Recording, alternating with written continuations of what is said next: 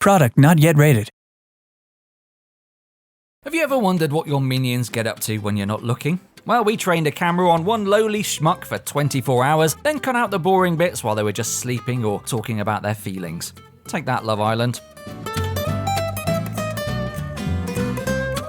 The life of a minion must seem very small to you. Hovering up there with your manager's eye view, you probably assume their existence to be short, stupid, and brutal, like one of those spiders that gets eaten after intercourse. But incredibly, some minions have lived long enough to display what you might call habits, or even hobbies. Scientists speculate that they could, in the future, be classed as an intelligent species. Though Zalika is concerned, you might have to pay them more if that happens, so don't hold your breath. In the meantime, come with us as we observe a single minion at work and play. Mainly work, if we're honest. The casino is for guests. Oh, and if you're a guest, we'll invite you to subscribe to the channel for more videos and info on Evil Genius 2. If it relates to the theft of a major landmark or the bamboozling of a secret service, you'll hear about it here first. Interrogation success. 6 a.m. Minions get up a little earlier than their bosses, not to prepare anything, but to create a sense of bustling activity. An evil overlord likes to feel as if they're running a real operation, where things are just happening, even if, in reality, the minions are just buffing the floor with their shoes. Our minion of choice, named Nora, likes to take an anti-clockwise route through the corridors of her base each morning. She throws in the occasional change of direction to look like somebody with lots of jobs competing for her attention. In reality, she's just singing Bohemian Rhapsody under her breath on repeat. Most days, this goes on for about an hour. Any way the wind blows. Well, with that chunk of time successfully wasted, Nora gets down to the most unpleasant job of the day, cleaning out the Lair Builder 5000. If you've ever untangled hair from the brush of a Hoover, imagine maintaining a machine that slurps up body bags and spews out nuclear reactors. Trust us, the magic doesn't just happen. Nobody knows where stuff goes once it's sucked into the 5000, whether it's more like a bag of holding or an alternate dimension where it rains dead agents. All Nora knows is that there are green glowing fingers trapped in the gears, and there won't be any building today unless somebody pulls them out. It's just as well the geniuses don't offer employees any breakfast, because that would be spewed out at this point too.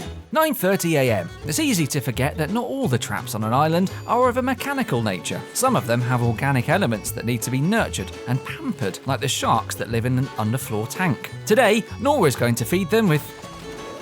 Gosh, is that really how it's done? I assumed she'd just chuck in a handful of fish or something. But no, that's a much more direct approach.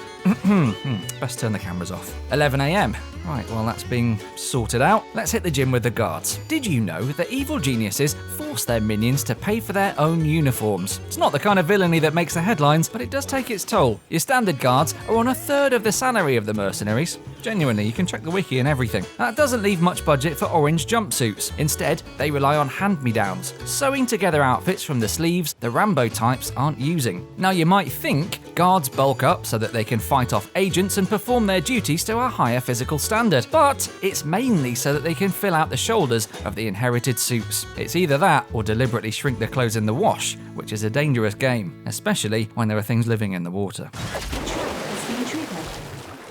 It's 2 p.m. Thanks to Zalika's cloning technology and a questionable clause in Nora's contract, we've got an identical replacement. This one's called, well, Nora. Whether she's the same person as before is a matter for priests and philosophers. The important thing is that the incident has had minimal impact on the schedule. Now that's efficiency. Sorry if efficiency sounds a bit insensitive right now. At 3:15 p.m, the order comes down, and it's great news. Nora's been selected to run a scheme in the snow-covered northeastern Patriot states. The job is to distract the world from Zalika's crimes by draining a new superport of all its water. The bad news is that Nora had a recent traumatic experience with water and is supposed to drain the port using nothing but a straw. Oh, and she's never coming back. I don't really fancy her chances. According to Evil Genius 2's world map, the northeastern Patriot states aren't home to even a single habitable building. Still, we wish her well. By 5:45 p.m, our next Nora is apprehending a saboteur. She employs a policing technique that would be frowned upon in many parts of the world, punching and kicking the perpetrator until they agree to be her prisoner without chance of bail or release, ever. As Nora tucks the invader into their cell, she can't help but notice, not for the first time, that it's a nicer bedroom than the one she has. Look, there's even an ensuite bathroom. and toilet roll. No luxury spared for a prisoner of war, apparently. Consolation comes at 6:30 p.m. with an opportunity to interrogate the prisoner, an unpleasant character named Richard Beefs. He might sound like an actor from the Royal Shakespeare Company in the 1960s, but when he promises to bring the house down, he means it. Despite her personal history, Nora is more than willing to engage in water torture, by which I mean sticking a wet finger in a man's ear and wiggling it around. It's a horrifying prospect, and I'd love to be able to show you this technique in action, but the producers are in my ear telling me it's simply too graphic. At 7 p.m, Nora heads to the canteen to gossip with her friend Andrew about their day's events. The trouble is, minions don't have an awful lot of distinguishing physical features, and they even struggle to tell each other apart. Maybe Andrew's the bloke over there in the yellow onesie? Or that chap in the shiny hard hat?